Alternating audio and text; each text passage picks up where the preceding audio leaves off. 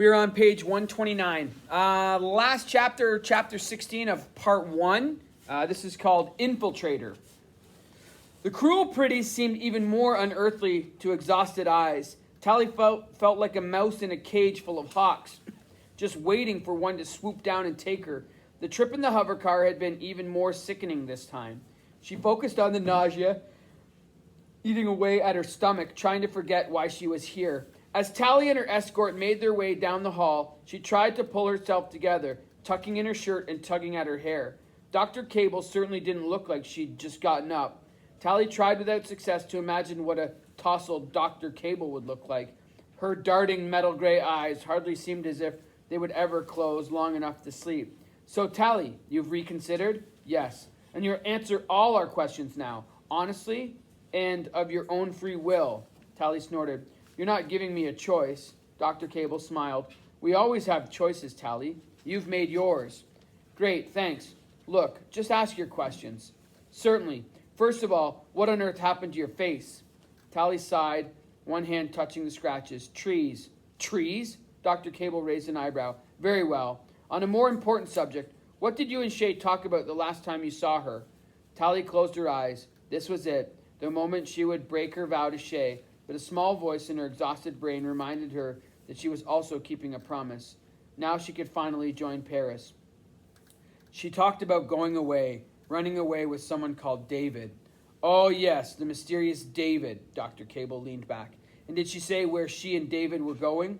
A place called the Smoke, like a city, only smaller, and no one was in charge there, and no one was pretty.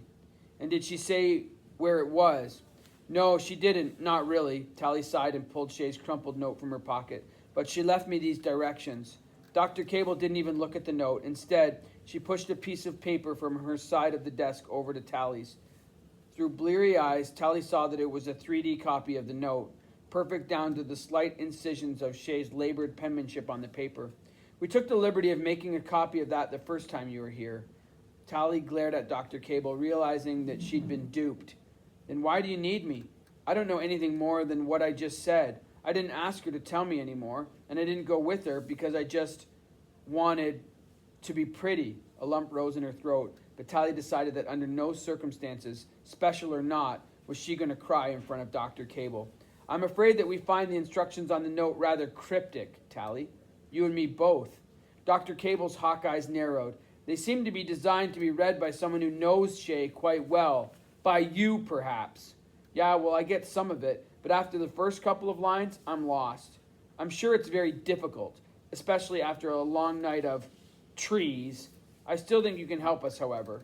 Dr. Cable opened a small briefcase on the desk between them. Tally's tired brain struggled to make sense of the objects in the case.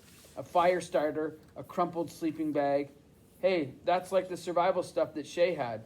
That's right, Tally. These ranger kits go missing every so often, usually just about the same time that one of our uglies disappears.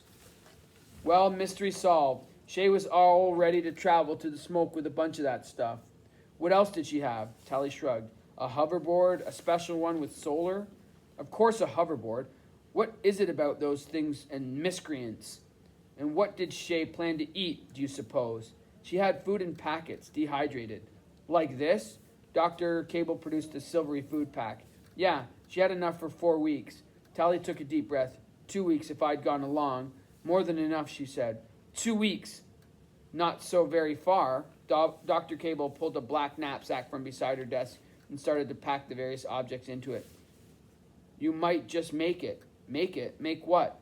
The trip to the Smoke. Me? Tally, only you understand these directions. I told you, I don't know what they mean. But you will once you're on the journey, and if you're properly motivated. But I already told you everything you wanted to know. I gave you the note. You promised. Dr. Cable shook her head. My promise, Tally, was that you wouldn't be pretty until you helped us to the very best of your ability. I have every confidence that this is within your ability. But why me? Listen carefully, Tally. Do you really think this is the first time we've been told about David or the Smoke? Or found some scrawled directions about how to get there? Tally flinched at the razor blade voice, turning away from the anger on the woman's cruel face. I don't know. We've seen all this before, but whenever we go ourselves, we find nothing. Smoke indeed. The lump had returned to Tally's throat. So how am I supposed to find anything? Dr. Cable pulled the copy of Shay's note toward herself. The last line, where it says to wait on the bald head, clearly refers to a rendezvous point. You go there, you wait. Sooner or later we'll pick you up. If I send a hovercar full of specials, your friends will probably be a bit suspicious. You mean you want me to go alone? Dr. Cable took a deep breath, a disgusted look on her face. This isn't very complicated, Tally. You have had a change of heart. You have decided to run away, following your friend Shay. Just another ugly escaping the tyranny of beauty. Tally looked up at the cruel face through a prism of gathering tears. And then what? Dr. Cable pulled another object from the briefcase, a necklace with a little heart pendant. She pressed on its sides, and then the heart clicked open. Look inside. Tally held the tiny heart up to her eye. I can't see anything. Ow. The pendant had flashed, blinding her for a moment. The heart made a little beep. The finder will only respond to your eye print, Tally. Once it's activated, we'll be there within a few hours. We can travel very quickly. Cable dropped the necklace onto the desk, but don't activate it until you're in the smoke. This has taken us some time to set up. I want the real thing, Tally. Tally blinked away the after image of the flash, trying to force her exhausted brain to think. She realized now that this had never been simply a matter of answering questions. They had always wanted her as a spy, an infiltrator. She wondered just how long this had been planned. How many times had special circumstances tried to get an ugly to work for them before? I can't do this. You can, Tally. You must. Think of it as an adventure. Please. I've never even spent the whole night outside the city, not alone.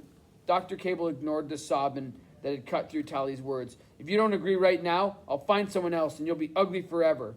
Tally looked up, trying to see through the tears that were flowing freely now to peer past Dr. Cable's cruel mask and find the truth.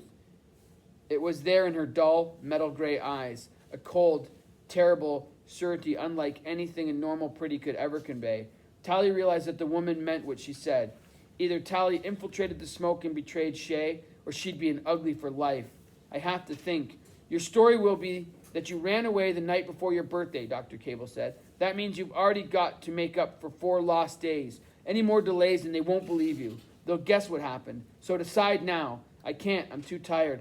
Dr. Cable pointed at the wall screen and an image appeared, like a mirror but in close-up. It showed Tally as she looked right now, puffy-eyed and disheveled, exhaustion and red scratches marking her face, her hair sticking out in all directions, and her expression turning horrified as she beheld her own appearance. That's you, Tally, forever.